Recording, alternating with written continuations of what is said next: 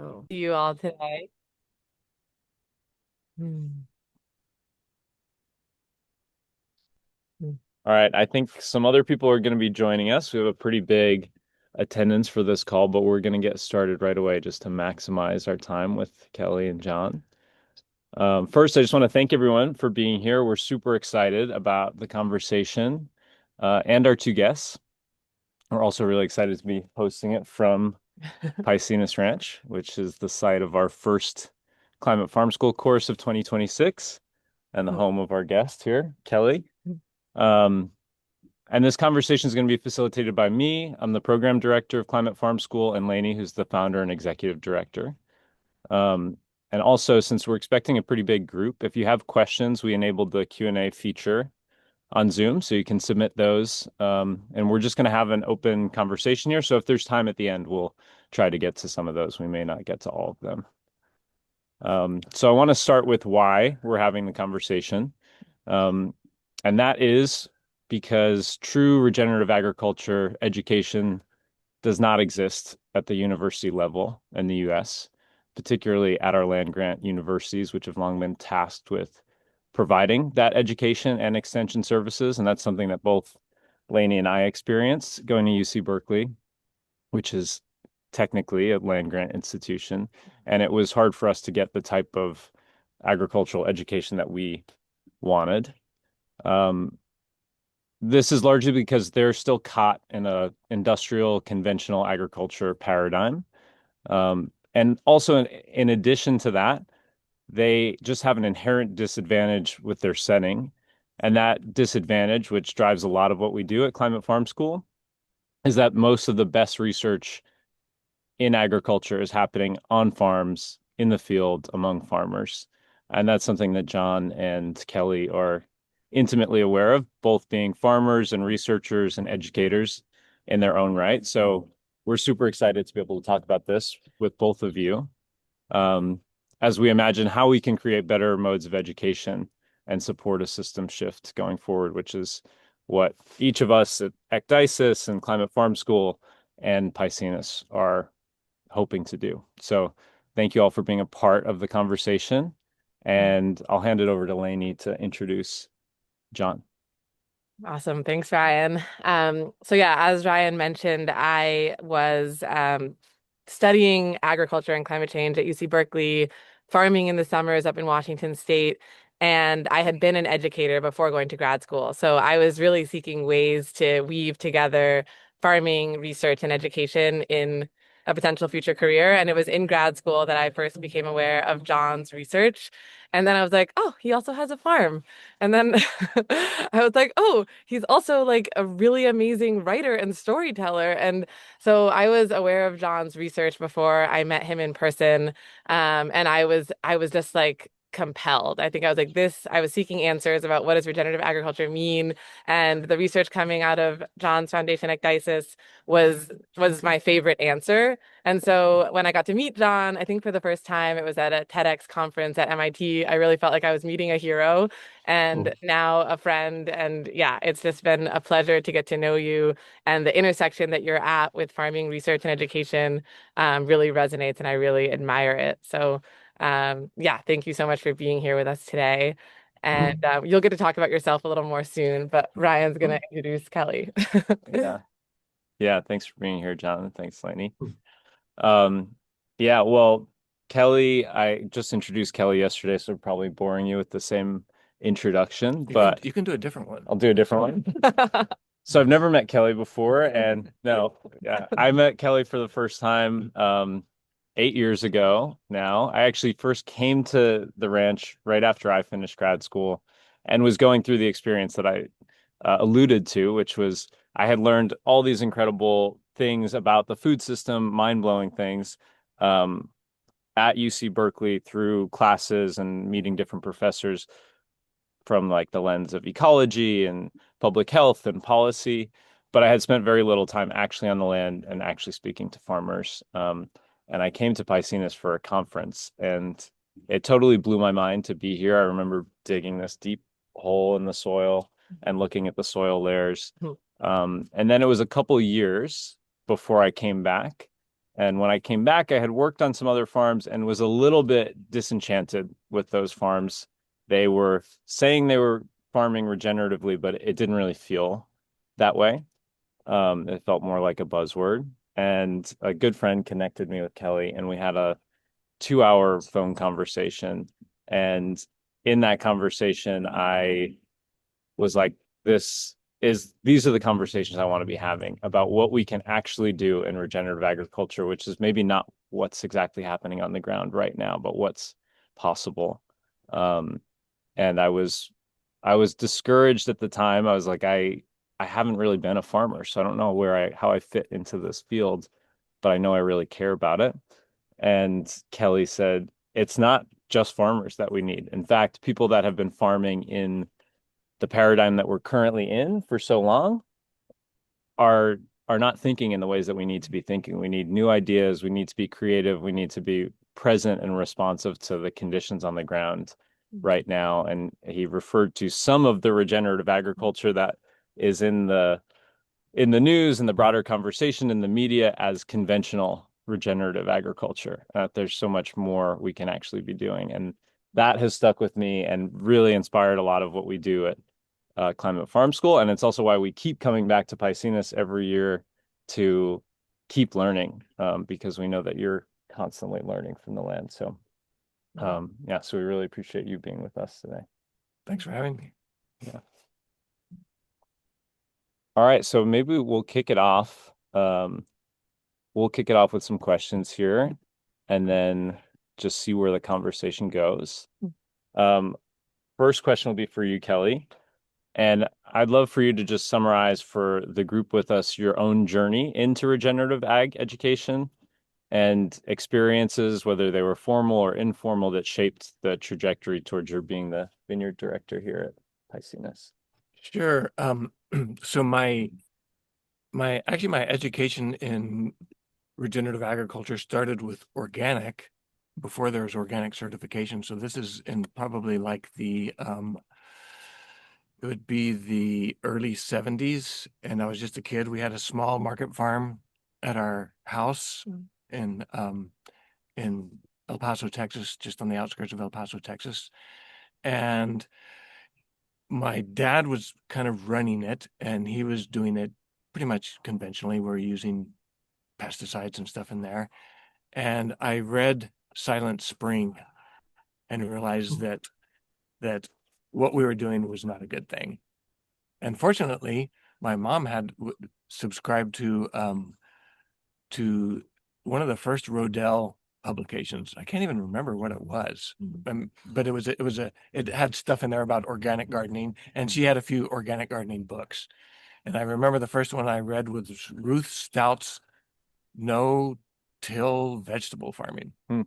And so it made a lot of sense to me because you do use a lot of mulch. We were flood irrigating from the Rio Grande River, and sometimes you would get water once a week. Sometimes you'd get water once every 3 weeks. So being able to save that water by keeping the soil covered was made total sense, even to a little kid. And so I started doing that and just reading everything I could on what existed at the time on organic gardening farming, and kept doing that through high school. My dad went bankrupt my senior year in high school. I thought I wanted to go into wildlife ecology, but I I realized that I was really interested in agriculture. And so eventually I came across the Farm and Garden Project at UC Santa Cruz, which was an apprenticeship program in ecological horticulture.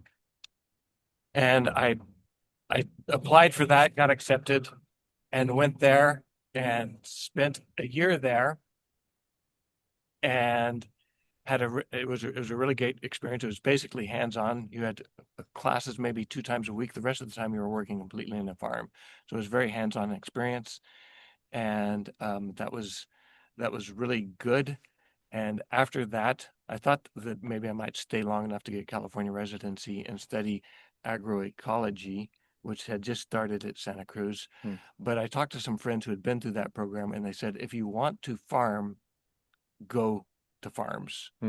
if you want to do research, go into the agroecology program, which was great because I knew that I actually did not want to go into research. I wanted to farm. So I ended up going to Colorado and farming there. I also, at that time, found out about Alan Savory at the end of one of my seasons on the ranch that I was at in Colorado.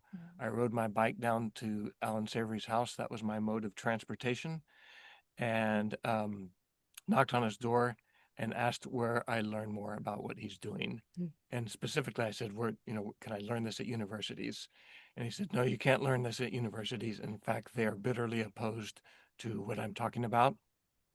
So he offered me a scholarship to study with him for 2 years. And actually, he developed a degree program in holistic management because of prodding by myself and a couple other folks. And so we were the first people to go through that program. And as part of that, I would take courses that were being offered kind of primarily around the West, and they were usually no longer than a week or so. And so that made it very easy to spend the rest of my time working on ranches and farms. And so that was kind of an ideal scenario. And so basically all of my education in agriculture has been either self-taught or learning from people who were at the time kind of ostracized from mainstream agriculture. So that was the trajectory that I took. Wow. Yeah. Thank you. I mean, yeah, I have a lot of follow-up questions immediately, but but yeah, John, same question for you to think about what brought you into the space and specifically ending up founding a farm and a research-focused nonprofit foundation, Ecdysis and Blue Dasher, at the same time, is how I understand it, both in 2016. So yeah, what led you there? I like Kelly's story a lot better. So can I just keep that one? Is that? you guys were together during Yeah. all that? Anything to Yeah, add? I mean, I just was We were riding on one person coattails. at the time. Uh, how did I get into this? I don't know. I guess if I really wanted to search deeply, I think it was just a real love of animals and a real love of plants from a very early age. And I think that might be how a lot of us get into it Yeah. inherently, because that just, yeah, there's just something about that leads us towards food, doesn't it? I mean, that's a very practical application of it. So yeah, I don't know. So it's a little bit of that and a little bit of I've always been kind of a pain in the ass, and that led me to sort of challenge what I was being taught. So I'm a scientist by training, right? And an entomologist, actually, a bug guy. And so I went to college thinking that, well, on a base level, I was hoping science could provide me with answers that I wasn't getting from any place else about life and its meaning and all of these sorts of things. And it didn't really do that, although it ultimately led. I think farming has done that for me more than science ever did. So I went to school, took an entomology class. I knew I wanted to be a biologist. Took an entomology class and decided that's what I was going to do. And in my freshman year, and just kind of went that direction. Became a scientist. Went to graduate school, got a master's and doctorate in entomology. And as an entomologist, we like to joke that we're biologists who get jobs, and that's true. But a lot of those jobs tend to involve pest management, and pest management was really focused on more, chemically based management of insects, and that didn't really add up to me. And that's where the pain in the ass kind of thing started. Is I thought that there was a better way And so I always studied biological control, so the use of predators and parasitoids and things like that to manage pests. And that introduced me to a whole bunch of farmers that were kind of telling me a different narrative than what I was learning within the scientific community. And that was that if you had a healthy system, you didn't have pests. And yeah, so Kelly was one of those. And once I knew that was the answer. So the farmers have really become my teachers at this point. Don't know how deep you want to dig here, but yeah, quit my job at USDA and because I just science wasn't helping. It could help, but it wasn't how it was being practiced. Mm. And so I thought, well, I wanted to, yeah, that's why I got into this whole thing was to try to help. Mm. And so I quit and we went through the exercise of what would it look like if we actually did want to use science to help? And the first step in that process was to say that scientists had to connect with being a farmer, what that means, what that looks like. And that's where we started the farm, was to kind of fill that. And boy, that just changed everything. And so we haven't really looked back. Hit our 10th anniversary. Who the hell would have thought, huh? A couple of weeks ago. Mm. Um, terrible risk, terrible risk. And John, can just a quick follow-up, like, can you summarize for folks who aren't familiar with the Thousand Farms Research Initiative, kind of what that is and what you can tell from visiting a bunch of those farms and assessing sort of where they fall on the spectrum from conventional towards more regenerative? Yeah. So, right. Well, the concept behind Ecdysis was that we would try to do scientific research in regenerative agriculture. There really wasn't anything. You guys are I'm just echoing what was already said. And so, uh, yeah, I mean, we're not gonna change the direction of this ship unless we think big.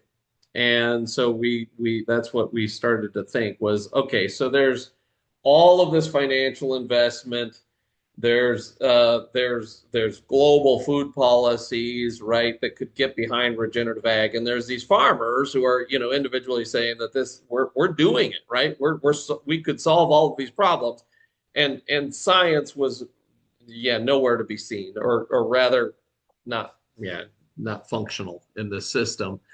And so we asked the question of, okay, so if we could bridge that gap, what would an experiment look like, right? And the answer was that, I mean, it had to be big. We had to look at all food systems. We had to look at all ecoregions. We had to measure all regenerative outcomes because regen ag isn't about just soil carbon. My God. Ugh. Um, and we had to work like actually on operating farms that were being developed by successful systems were being developed by farmers themselves, and that's what, yeah, Thousand Farms became.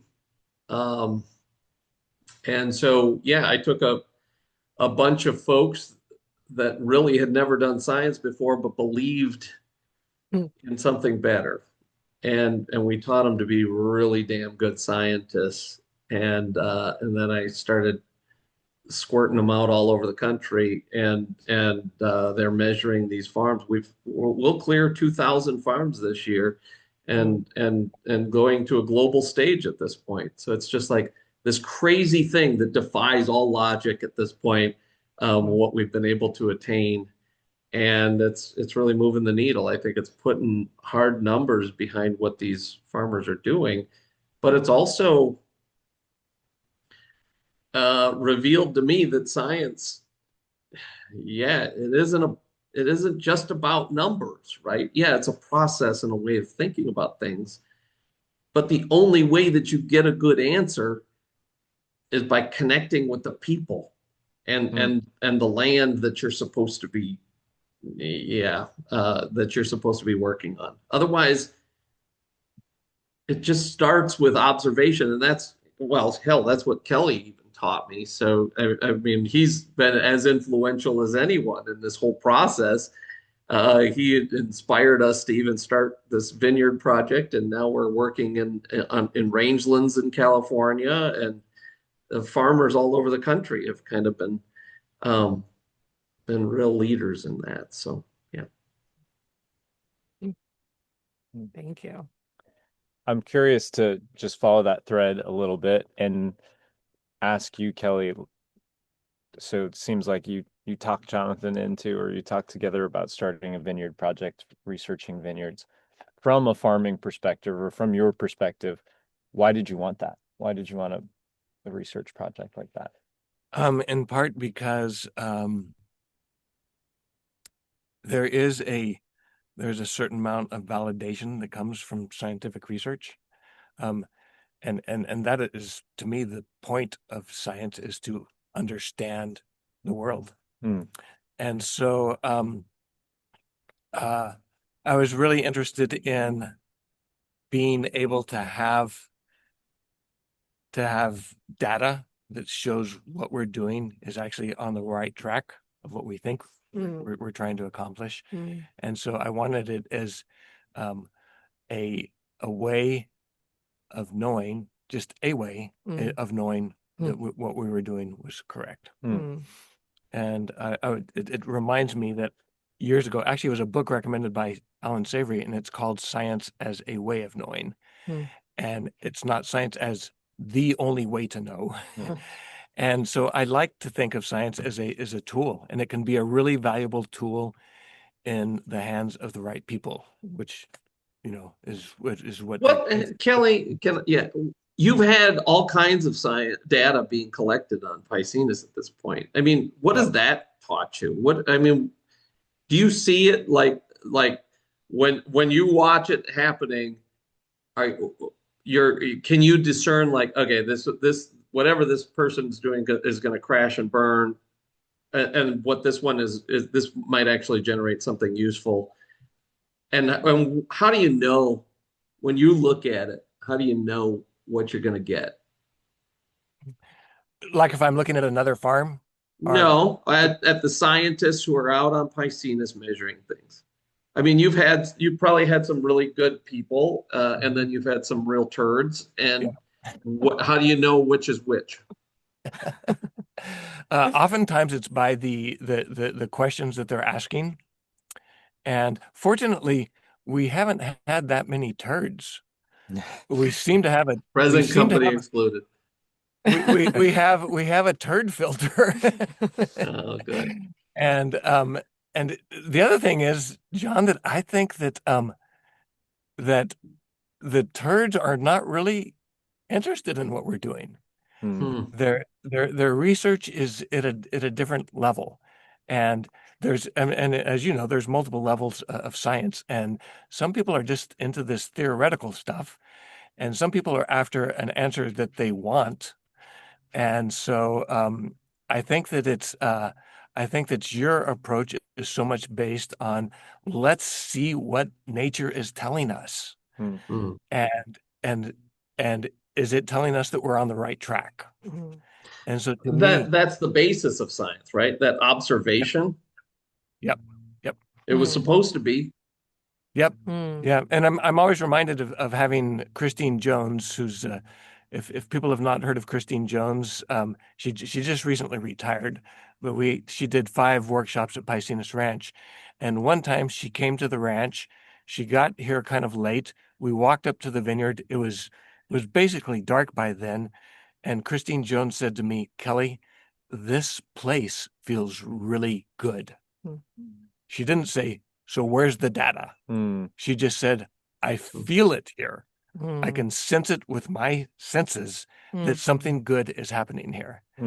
And so I think that a really good scientist is connected with both data and research, which can often be very reductionist, but also with the whole picture. And so I think that that is the thing that has been really helpful to me, and that is why it's been helpful to have ecdysis out there, is validating the things that we sensed were right. But some of those things, for instance, insects, we had no idea how to really look at insects, how to look at insect populations and things like that.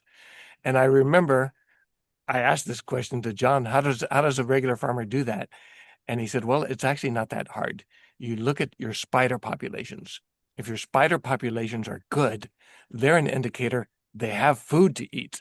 And they're not eating gophers, unfortunately. So they are eating bugs. And so if you got a bunch of spiders, they're eating something. So you got a good insect population, which we did have an entomologist come in and do that research, comparative research between our site and a conventional grower.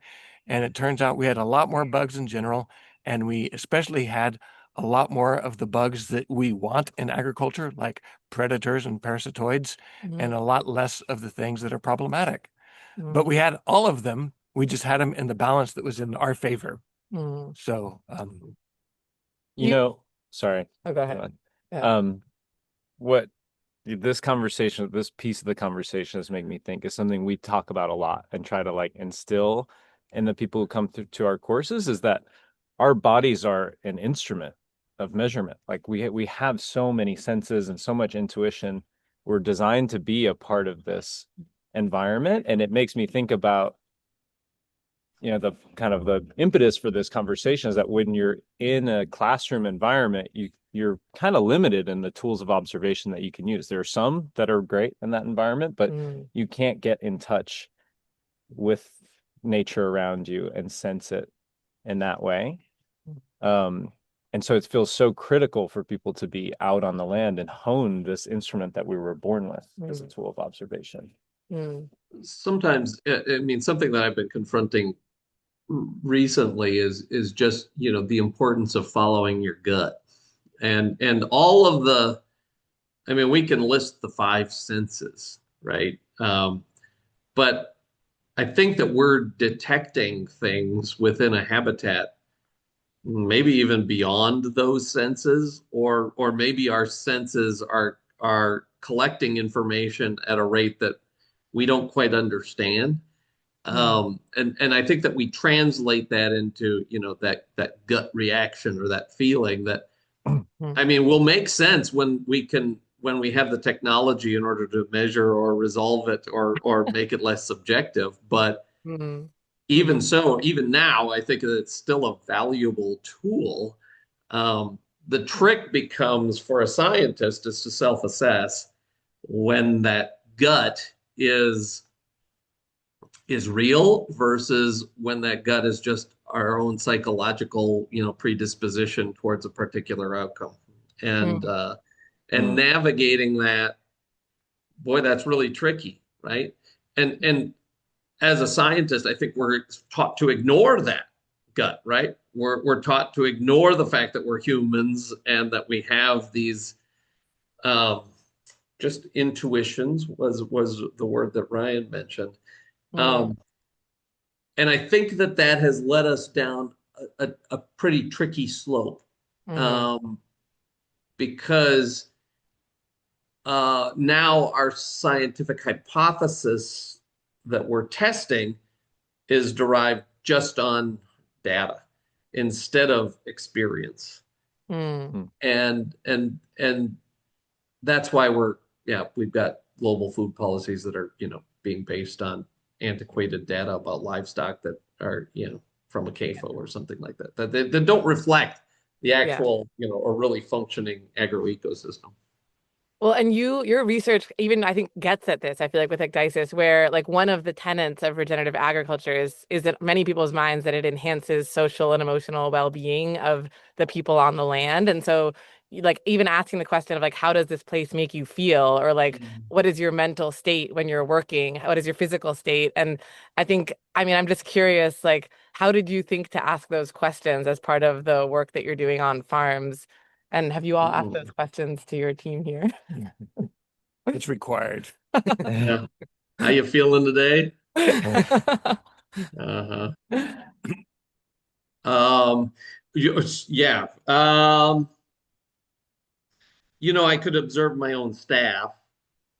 I didn't tell them when we would go on to a regenerative farm versus a conventional farm, but I could tell that there was more laughter on regenerative farms, and they were getting more work done, and there was less bickering. Hmm. Boy, when you put them in a conventional row crop field, and yeah, everybody gets real pissy at each other real quick, and but that's a part of this, right? And so those questions kind of were circulating in our own minds, and it's like, and then just talking to farmers, I mean, the most miserable farmers that we've met are row crop farmers, and industrial row crop farmers, and so it's like, how do we capture that? Because I think that that's really an inherent aspect of regenerative agriculture, or one of the outcomes that needs to be a part of this. And our social surveys kind of started to evolve around that. But it's Mm. interesting because social surveys are so, I mean, they're tricky to run. We had just one question on there that always sticks out to me is, we asked what their motivation was behind the farm management practices that they're Hmm. employing. And every one of them said that soil health was important. No matter how hard they beat the crap out of their soils, they were like, oh yeah, no, soil health. I'm doing this all for soil health. I'm like, wait a minute, wait a minute, wait a minute. So the next year we started asking the question, how do you define soil health? Won't that be interesting? Because we can look at the management practices and their answers. Super duper interesting. Just as a first, like, high level scan is the folks on the regenerative side are taught soil health means biology. It means a lot of these other things. And on the more conventional side, it's the productivity of the soil, or Hmm. the yield potential of they're thinking about it very differently, aren't they? Mm. Yeah. Mm.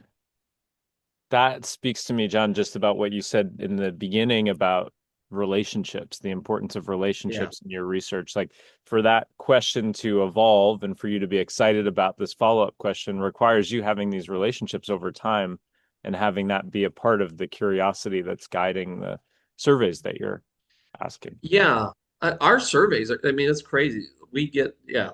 So if you've ever done social science research, which, I'm an entomologist, so if you get like a 10% response rate, you're jumping up and down, right? We have an 80% response rate to our surveys.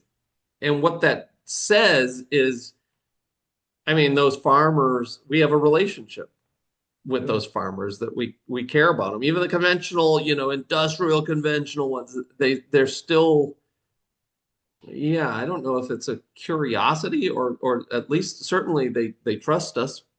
Mm. And that trust has allowed us to get to the real answers, as far as what's going on these farms, right? If we didn't have that, then we wouldn't have been able to connect to the to the nut of the problem Mhm. that we're facing. Mhm. Do you think it's possible in the current sort of university research paradigm for university researchers to have that same approach? I'm going to let Kelly answer that one. That's a really good question. I was going to say yes, because we've had research done here, but it was a collaboration between ECDISIS and UC Davis. Hmm. Mhm. So the question is, it depends. Mhm. Yeah. If it has just been any university, I'm not sure. I'm not sure. I wouldn't say that it's not possible, but I think that it was especially possible because the researcher, and this was for a PhD, and he looked at vineyards all over the state. And been incredible. The research is just coming out now, and it's pretty amazing. But I think it's part because the researcher had done his undergraduate, well, his master's work with agnosis, Mm. and so he was in a a, a somewhat or or or significantly different mindset, perhaps, than if he had just been under a university. Mm. And I'm not sure, so I'm not sure, Mm-hmm. So I'm just saying I suspect that that's the case, but so Yeah. I don't know. What drives that though? I mean, yeah, why not? Why wouldn't they? Um, I think there is a culture of science that is incredibly reductionist, and it reduces things to and oftentimes to a jargon that is not even understandable by someone like myself. I can read an entire scientific paper. Mm-hmm. Well, I've tried to read an entire scientific paper and realize that I just am not getting what is happening here. Yeah. And so I think it's kind of almost like a different language. It's this language. It's It is become very much so. a language of science, and so uh and I think that oftentimes that science is not necessarily, or most of the time, it's not done, for instance, for farmers. It's done No. for for this culture. It's done for other academics. And you flip that by what you're doing. You created science for farmers, for land managers. We're trying to be a bit of a bridge, right? Yeah. Because I mean, I do speak that language. I was Yeah. fluent in that language. Mm-hmm. But you're right. It wasn't, yeah, I mean, yeah, it's And I for a think, very narrow sliver of society. yeah, I think you have successfully created that bridge through what just happened between you and UC Davis. And by the Yeah. way, the other co-sponsor of the researcher, I was at a conference with her, and she came up to me and thanked me profusely for getting her in that realm because of Really? what they're learning. Yep, that just happened last week at Chico State. Darn. Mm. Little by little, huh? So congratulations. Yeah. Yeah. So you both are real bridge builders in the work that you're doing because you don't like shut out the university researchers. But I'm curious when you two started talking about this like more of a need for field-based and farmer-led regenerative ag education together and like where you see that idea going. Um, that's interesting because Hmm. I spent a lot of time sitting in on college classes when I was thinking of going to college, Hmm. and everything from undergraduate classes to graduate courses. And I jumped over to the graduate courses because I thought, oh, okay, maybe I just need to look ahead and see what's coming. And I realized that Hmm. that it was not answering the questions that I had, and that a lot of the questions that I had cannot be answered in the classroom. Hmm. But that is not to throw out that there isn't value in classroom learning. Hmm. And so when I'm thinking about how do we go forward with education, it's like, let's look at the best that everything has to offer. And how do we put that together? And I think it is incredibly important that we do, because agriculture affects so much of the land and the people through what is coming off of that land. I mean, it's probably has one of the greatest effects of anything on the planet. Hmm. And so that we get this right has never been more important. And so this kind of goes back to John's approach, is like, think big. Hmm. And what is it going to take to make this right? What is it going to take for farmers, for people? They don't have to be farmers, because at some point nobody is a farmer.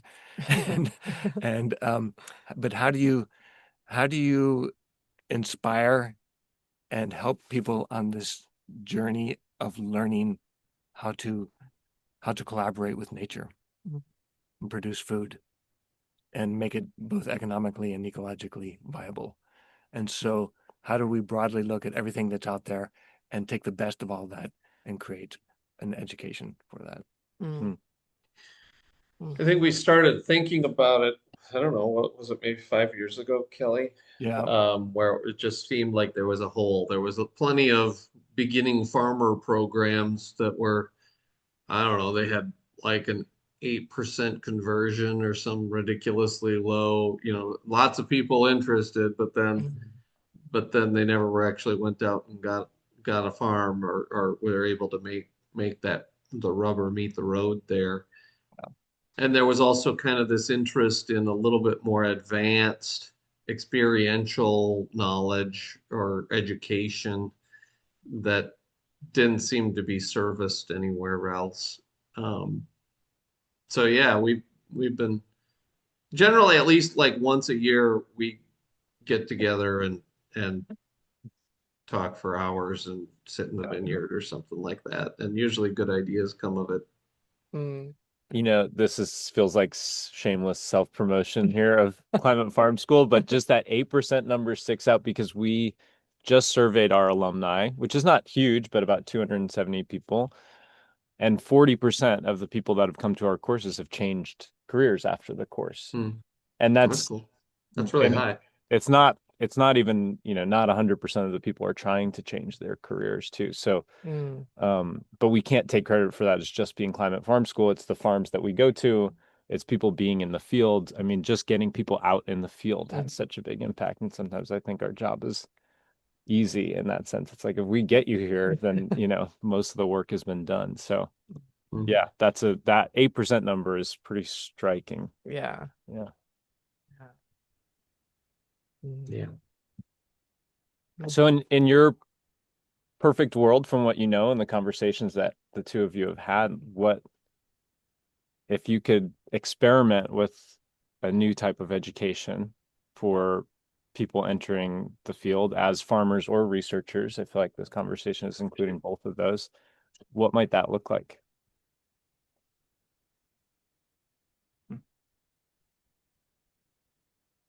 I think that's the question.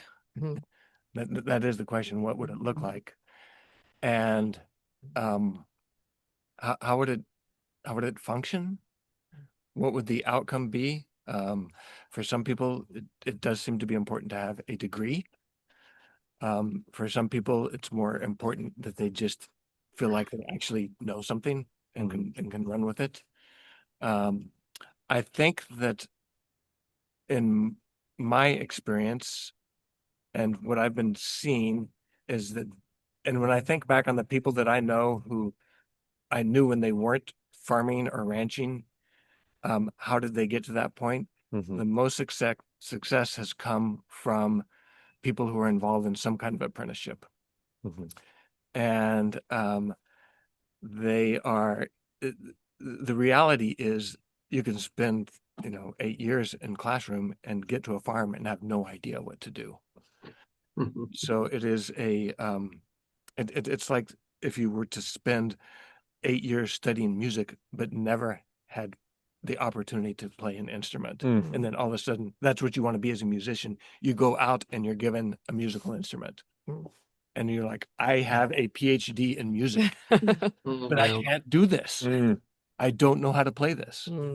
And so, which is interesting, the music analogy, because it's like there are brilliant musicians who have never had any training and some who have had all the training in the world. And so, but ultimately, you have to be able to play this instrument and you have to understand the subtleties and how to keep it in tune. And how does that instrument, if you're playing with other instruments, how do you create harmony? And so there's all of these things that have to work in that. And so I think ultimately you have more of a chance if you are able to sit down with somebody else who can play this instrument than you are if you can study with somebody who understands music theory inside and out, but you never get a chance to play that instrument. So I think that's why apprenticeships have been successful.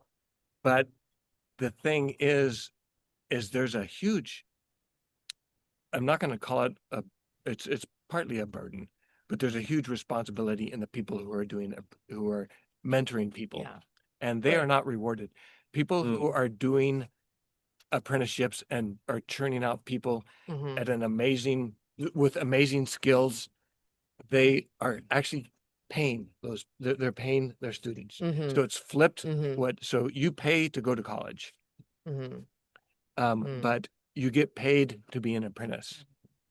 And so if the people who were doing who were leading apprenticeship programs and doing a great job were rewarded economically, that would be, so that's one thing that seems to be missing in my mind with what's happening. I think the relationships that you end up forging within your training ends up becoming extremely important for the rest of your career, right? And that's true in farming as well. And I think that's been a real priority as we've been thinking about things too, is not just connections with a cohort of students, but also,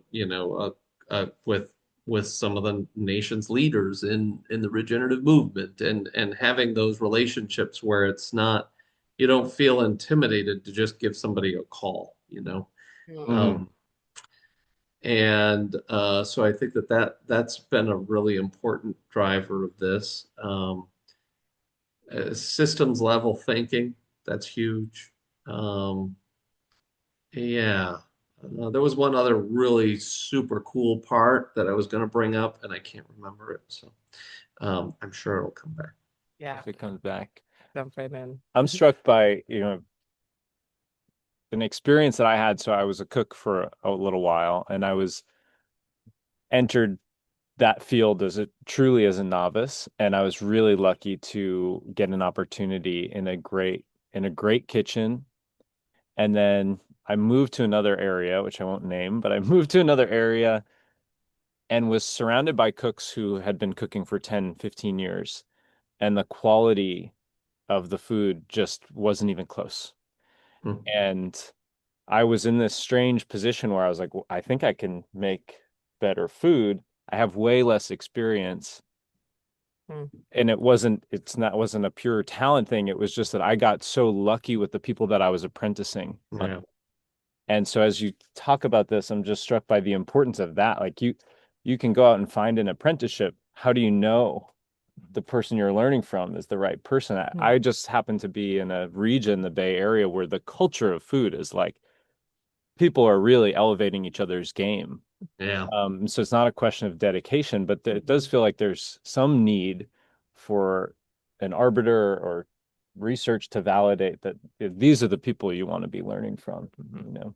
Mm. Mm. It's got to be experiential, doesn't it? It's got to be, yeah, the culture has to be there, huh? Totally. Yeah. Do we have any questions? We want to open up to questions that are in the chat. Do we have any? No? If there are any questions, people can feel free to put them either in the Q&A or or directly in the chat at this point, since we have 10 minutes left, and I'd love to open it up, but we sure have more that we can talk about. Yeah, well, one of the things I would like to say is, because we just did 2 different workshops at Piscinas, and actually this was the 3rd I've done in a week. And I've brought in this idea of design in all of them. And I think that in so many aspects of life, we're dealing with faulty designs. And I think that the agricultural education in this country, in the world in general, is one of those examples of faulty design. I think that you guys are working in a realm of, like, whether you imagine this or not, or thought about this, you're creating a different design for education. And so how do we redesign education, especially for agriculture, and what does that look like? And I think that it's kind of like, just look at all of the resources that we have out there. How do we combine those and put them together and create something that actually works? And again, it's like, don't throw out anything unless it definitely seems useless. But realize that we have all of these. There's a lot of good stuff happening out there. How do we combine that to allow an opportunity for people to have just a really balanced education and experience so they come out of something Mhm. and can play the hell out of that instrument. Yeah. Totally. Love that analogy. It's so good, Kelly. Yeah. Yeah. And like taking the best of what's there, because I think about in my own experience learning about agriculture and food production, like I as a young person and a student didn't struggle in a classroom setting, but as a teacher of people in a classroom setting, I really struggled to teach things that I cared about, anything really, to a group of unruly eighth graders. And so then to me, finding ways as I was struggling as a teacher to bring my students out into the world and do experiential learning with them, I was like, oh yeah, like this works. Like this is so needed. And so for me to learn new things after that, I was like, I'm gonna go do the thing that I'm trying to learn about, whether it was farming and agriculture, it was becoming an interest of mine. So I chose to go learn from people that were doing it. But it's so yeah, it's just such an interesting point that like work in the classroom and in the theory of a space, can be really complementary with the experiential out in the world learning. And so I think it is a matter of embracing both and not like feeling like one is more marginalized, I guess. Yeah. Mhm. Hmm. Mm. Yeah. Mm. I think there does need to be that connection, though, doesn't there? I mean, I've seen even in our own staff, there's a love of learning, but then there's an actual application there. And making sure that it just isn't about the accumulation of knowledge or new ideas or something like this, but actual, practicalities of it. I think, yeah, that's going to be essential if we're going to get these folks out on farms for sure. Mm. And one of the things that happens in agriculture is you spend so much time observing and re basically rethinking what you're doing if you're paying attention. So it's you spend so much time basically kind of in this decision making mode, like, okay, this is not leading me in the direction that I want it to. And I need to stand back, reassess, replan, and figure out, okay, why is this not working? And what do I need to change? Mm. And oftentimes it's just looking at kind of basic ecosystem processes and what am I doing? Why is this not working well within this particular context? Mm. And so it's kind of back to the music thing. You have to improvise a lot, and Mhm. and you need to be paying attention to that. You need to make sure you're in the right key. And if you drift out of that key, you can get a cool effect sometimes, but you need to come back into it. And so That's cool. it's so it's yeah. So it's not like it's not like in some things. Well, cooking is a great analogy. Like I know all these ingredients and I know what to do with them. It's like well, somebody came in and they can't actually have this particular ingredient. Mhm. You got to improvise on the spot. Mm. So you're looking at, and that happens all the time because we're working with nature, and nature is dynamic, and it's constantly flowing and changing. And how do we get in with that and make it all work? Mm. The art of farming, right? The art. Yep. Yeah. Yeah, totally. So it is at least as much art as it is science. So I think science can get you so far, and then the art has to take over. yeah. Mm. Mm. Amber has a question. Yeah. Amber, you can come off mute and we'd love to hear from you. Oh yeah, hi. Yeah, I was just had a thought. Um, I mean, it's just good to listen to you guys talk and muse and grapple with the whole thing. And there's no easy answers, but one idea that I had, because I'm a social scientist and I did a collaborative inquiry for my thesis, my master's thesis. I think that could be kind of interesting as like one piece, because in a sense we're like with big systems change, we just are only able to turn the dial a little bit in different areas. But if we were thinking about like these people who are in farm programs at the universities, maybe bringing them out as an internship and doing a collaborative inquiry where it is really getting more Explain into what the that is. art. What's a collaborative inquiry? Um, Qualitative research where people come together and create a question or have a question that they want to answer together. And then they proceed through a process of action and reflection. Hmm. And so I think it would be really interesting for these kiddos who are like in the classroom to like spend a summer on the farm actually doing that and doing Hmm. research that actually it would provide answers and it would change them. Hmm. Mm-hmm. It's part of the process, huh? That's a good Yeah. process for trying to get it. Yeah, hmm different Yeah. ideas. And it's really different than what I was taught in social science research of like coming up with a question. That always really intimidated me. I was like, how do you come up with a question? Like, I don't even know what questions to ask. And so having the question asking process be collaborative and be, grounded in the system that you're looking at feels like a really, to me, anxiety relieving method of social science research and education to ask questions together and to expect to generate them together and be like, well, what do you not know? What do you want to know in the person stewarding this land or system? Uh, that seems really valuable. Yeah, it's a very beautiful process and it's inherently transformative. Mm, And that's what we want to be doing. mm. Yeah, thank you. I appreciate you saying, Kelly, that we are designing a new way of educating, which I don't often think about it, but that is what we're doing and constantly iterating. Mm, And this course being our first course of the year here at Piscinus, we were really lucky and grateful to get some support to offer scholarships, and we have 8 students out of our 12 cohort size. We have 8 students, graduate and undergraduate, who are all interested in food systems here because they decided to use their spring break to actually be on a farm, which I think says a lot about what the missing piece is for them. Yeah. Mhm. And so just to say, part of having this conversation is that we're really excited to drive this forward and try to continue figuring out how we can do this in partnership with Piscinus and Ecdysis.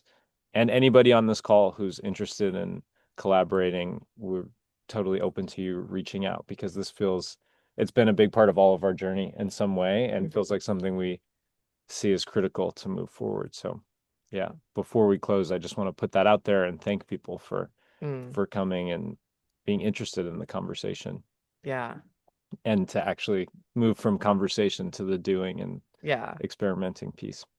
collectively and collaboratively. Yeah, exactly. Yeah. Mm.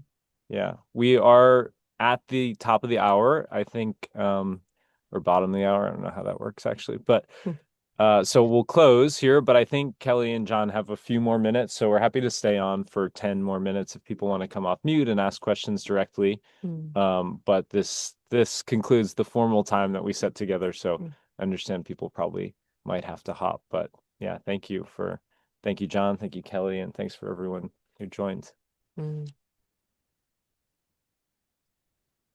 My pleasure. Mm. Yeah.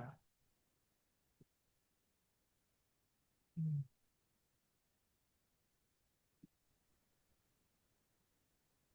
Yeah, anybody in the room have questions or want to come off mute and ask directly? No, I just wanted to say thank you, Lainey. I don't know if you remember me, I'm in Pleiades with you, and we have a regenerative farm In or a Wisconsin. regenerative ecosystem that we're in the midst of nurturing and creating outside Madison, Wisconsin. Nice. That's right. Oh, I'm so glad you could be here. Yeah, but I also feel like we're entering this time where we are hosting so many people who are interested in learning, and it's like one-offs here and people wanting to tour and people wanting to come see what we're doing. The first thing I wanted to say is the comment that it's like being on the land and experiential gives a lot of validation and comfort to a person like me who's relatively new to farming because when I am trusting my gut, I'd now like the messages I was hearing this morning made me feel like that's just as important almost as like as an observant person to see what's going on. Mm. And then the second thing I wanted to say is that if Climate Farm School is ever interested in coming to Wisconsin, we have developed a relationship with a nice local um, hotel that's not fancy, but it's only 3 miles from our farm. And last fall, we hosted a retreat, and it went really well partnering with that small hotel. So a plug for coming to the Midwest. Thank you. Right on. Thank you. On our way. Yeah. And Thousand Farms will be running a pilot of our community-led science program in Wisconsin this year. So if Oh, you're not wow. in our network, look on our website and get the farm on there, and we'll keep you in the loop. Is the website the Ecdysis Foundation? Okay, I'm gonna write that. Ecdysis.bio. We'd love to see what you're doing. Yeah.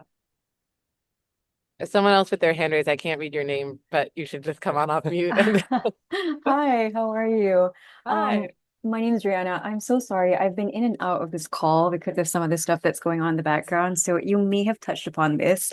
But so I used to work in the agriculture tech space, but I am a deep lover of regenerative agriculture and permaculture, and I've sat and learned with a number of different teachers. And I find that I'm always kind of at odds with how tech also doesn't always understand the regenerative practices. It's almost like it's trying to replace it. And so at the end of last year, I started digging into where all the investments are going. And when you look at agriculture, it's always tech, tech, tech, tech, tech. And clearly that's where the money is going to keep going for a while. But I was wondering if you guys have had any thoughts on how there might be tech that can almost do the reverse, where it can bring back the focus to regenerative agriculture, where it doesn't create dependency on the tech. It actually creates dependency on the human and on us like being on the ground. Um, I've been trying to crack my brain, but I don't have enough time on the ground to be able to really think about what that might look like. And I would love to hear your thoughts on that if you have any. If you don't completely understand, I know I'm kind of throwing this big question at you, but if you do, I'm all ears. That's something that's pretty near and dear to our hearts. So technology has a role to play, but it can't replace our connection with the natural world and our families and our communities. If it enhances those things, then game on. And so for example, we've had to either co-opt or invent entirely new tech in order to run Thousand Farms the way that we have, because there's bottlenecks in what our capacities are for, especially on bio inventories, have been a real struggle. There just isn't taxonomic expertise that's around anymore in order to identify all of the species that we've been generating. And this is one of the largest biodiversities that humans have ever done. To do that, though, we've used AI, and not generative AI, but we've used like image recognition and sound recognition in order to allow ourselves to be able to just process all of this information. And then communicating it back to the farmers has been the other real piece of that puzzle. So, we view that technology has a role to play, but it has to, it has to do it right. It can't. I don't know if I even want to say this. I was in the White House, talking with Brooke Rollins, and she was like, "Oh yeah, we've got this new technology, and what do you think about this?" Because I just talked about how we need to, tax the living shit out of pesticides, and that's how you treat them like tobacco, is what I said. Oh God. And she said, "Well, we've got these new drones, and the farmers are loving these things. These drones are going to be so great. They're going to go in, they're going to just apply the pesticide where you need it. And what do you think of that?" And I'm like, I think that that's going to crash and burn, because what it does is it makes pesticide application a video game. Yeah. And it reduces our connection with the natural world. And it might reduce pesticide use for a little while, but ultimately we're going to be in the same spot we are right now. It's not solving the problems. So that didn't go over real well. Mm. I can imagine. I really appreciate what you said about the example of identifying new species and how you then communicate back to the farmers. So again, you're empowering the people on the Yeah. ground so that they're not reliant on tech. I love Yep. that. Thank you for Yep. sharing that. And it's free. Yeah. Oh, is it? Yeah. That's awesome. Even better. Do you use any technology, Kelly? In your life, or What is The technology? bicycle, is that? Yeah, yeah. I'm thinking about getting a titanium bike. Would that be technology? Actually, No. interestingly enough, we are considering a drone. Are Uh, you really? Yep. And Uh-oh. because while we were in Europe, I saw farmers using drones, and so we would be using a drone because we do foliar applications occasionally, and because that greatly reduces our need. Well, we don't have much of a need for fertilizer, so we're measuring our fertilizer in grams per acre right now, and so it's usually micronutrients. We think it's a short-term thing that we're probably going to get pretty close to not needing any outside inputs. But anyway, but that's something that we're going to test and say, okay, does this lead us to the context that we're trying to create? We spend about well, to do our foliar applications takes we have to go down every row, and we do that anywhere from 3 to 6 times a year. If we bring in a drone, we will only need a tractor going forward for harvest. We would virtually eliminated our need for a tractor, Hmm. and we will have almost no compaction then, because so we're balancing that idea out. We're going to have somebody come out with a drone Hmm. and demonstrate it to us for our spray. But they said they can do the spray in under 2 hours, and it usually takes us. This is for the whole vineyard. It would take us 3 full nights on a diesel powered tractor. Hmm. Hmm. So Wow. it could be helpful. I love See where it goes. becoming a drone guy.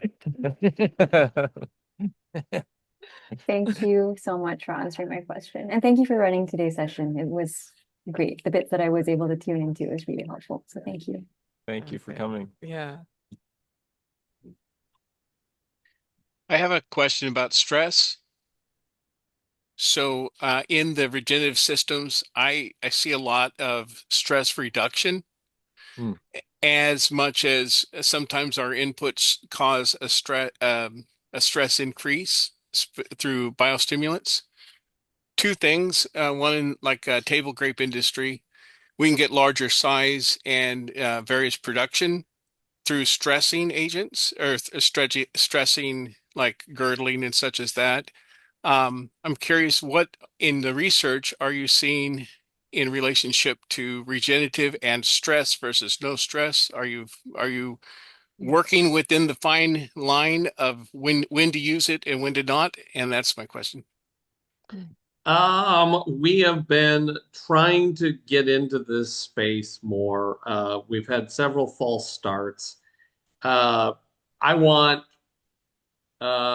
in animals, we would love hair sample and maybe a blood sample or something. Measuring cortisol levels under different scenarios would be amazing. In our staff, I wanted them all to like spit in a cup every time we go out onto a farm and measure their cortisol. Wouldn't that be cool? Yeah. Um, we know what the answer is. You just said what the answer is, Donald, but it'd be nice to have some hard numbers behind it. We've got the tests. I mean, I've got the methods all worked out. It's just a matter of time and money, right? Hmm. Yeah.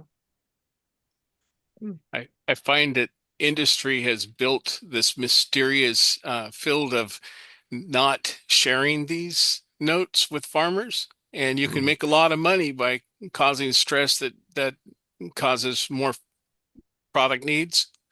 versus, when to use it, when to not use it. So that's why I was curious how you're looking at it. Thank you for that. Yeah. I think that would be a really fascinating one. And I mean, we're measuring stress with our grower surveys as well. And we ask pretty darn personal questions as far as um, what are you experiencing any mental health problems? Do you have trouble getting out of bed in the morning? Those kinds of questions. And yeah, so we should be able to tease that out a little bit too, but it'd be nice to have physiological data to back that up. Mm. We have a question in the chat here from Bonifacio, and I'm assuming he's asking about Piscinus Ranch. Can you read that, Kelly? Yeah. How big is the farm and location? Okay, so yeah, if you're asking about Piscinus Ranch, the ranch is 7,600 acres. Most of that is rangeland. 600 acres of it is irrigated cropland, and it is located on the central coast of California, just east of Salinas, California.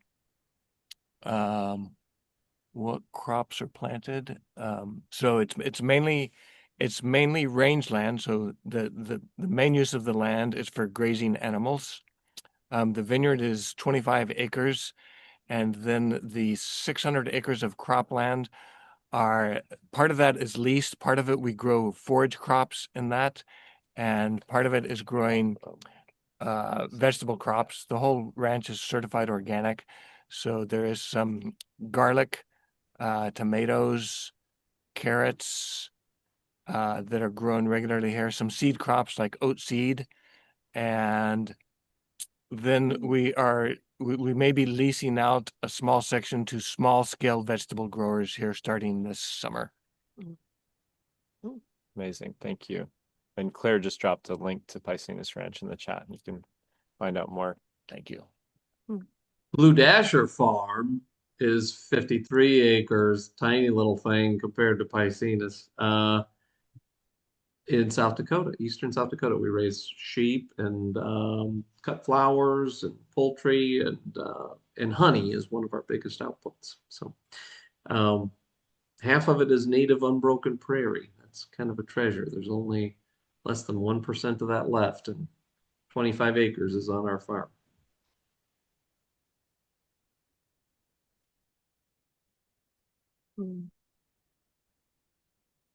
This is kind of a not on the main topic, but I'm curious, how is it that you have some native unbroken prairie? Is there any feature?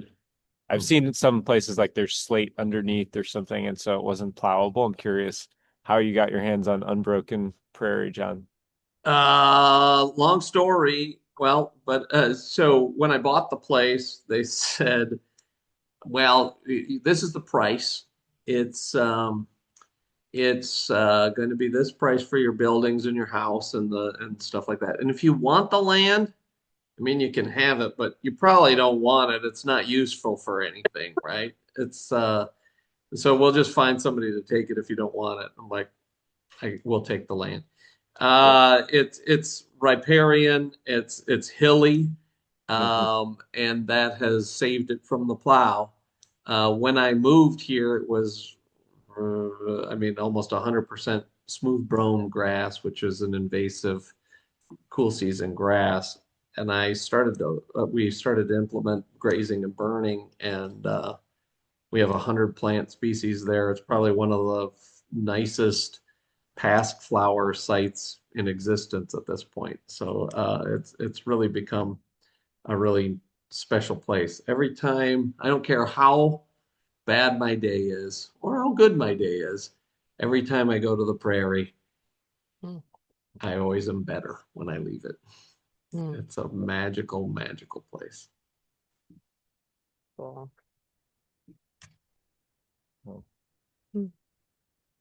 Okay. Well, right. Thank you. Thank you guys. Thanks so much, John, for joining us. Yeah, thank you. Oh, yeah, no, my pleasure. Good to see everybody again. Well, I hope we'll be in touch. Yeah, Definitely. yeah, we would love to be out and see Blue Dasher in person soon. Yeah. August 9th, field day. Oh, yeah. Giddy up. Okay. All right. Okay, Burros are talking. Oh, You got Bonina on there and Wild Idea Yeah. Bison. We could get a bus. Yeah, let's get a bus. There you have it. Just 35 hours away. Get on that titanium bicycle. That's right. Hi, Dee Dee. Hey, Kelly. Hey, Good to John. see you, Dee Dee. Good to Yeah. see. And hi, Don. All right. See you later, everyone. Okay, yeah, take care, everyone. Bye. Hmm.